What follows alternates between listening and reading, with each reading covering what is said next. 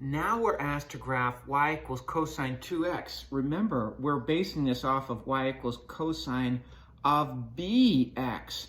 And the definition holds. B is the number of periods from 0 to 2 pi. Remember, with sine, we thought of that as the number of people sharing your closet. The higher the number b goes, the less closet space you'll have. What is closet space? Well, closet space is this lambda. How are they related? Well, it's the same with the cosine. Period, or lambda, is 2 pi over b. You can see this inverse relationship.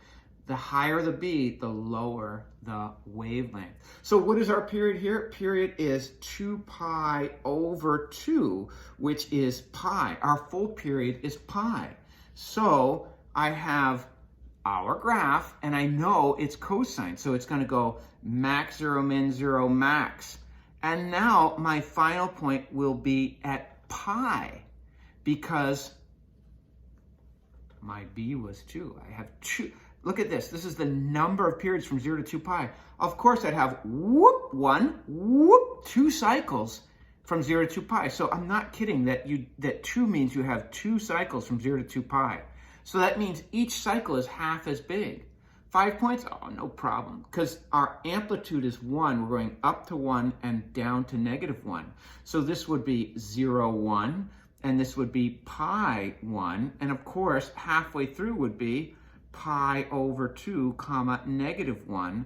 This point here is going to be, well, half of pi over 2 is pi over 4. You see how I did that? I just multiply 1/2 times that, and I get pi over 4, comma, 0. Now, look at this.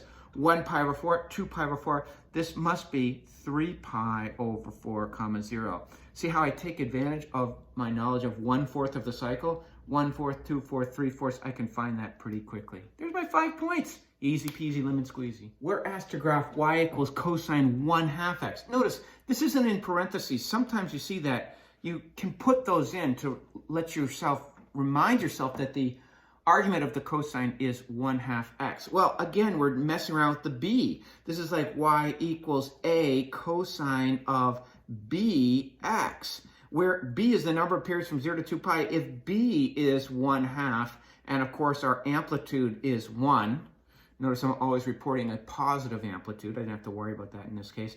That means period is 2 pi over b, over 1/2. When I keep change flip, I'm going to have 2 pi times 2 over 1, which is 4 pi.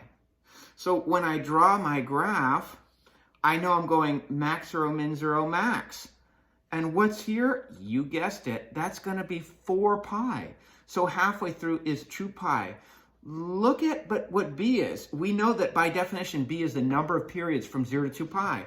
And we're told we only have half a period from 0 to 2 pi. Max 0, min. Oh yeah, that is 1/2 of a period.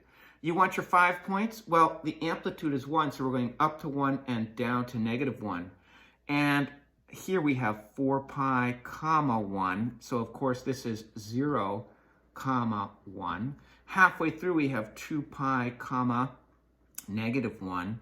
And half of 2 pi is pi, comma, 0. Now look what I do. 1 pi, 2 pi, this must be 3 pi, comma, 0. Notice what a 1/2 does. Isn't this crazy? A 1/2 actually stretches you horizontally. It's the crazy, cuckoo, bizarro, bonkers world. We saw that a 2 actually shrunk us to make a period of pi, and a 1/2 actually stretches us horizontally. Isn't that weird? The actual factor of the stretch will be the reciprocal of whatever's inside parentheses.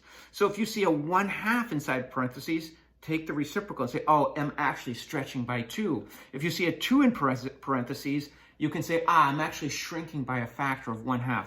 Everything gets kooky when you're inside the parentheses and associated with the x.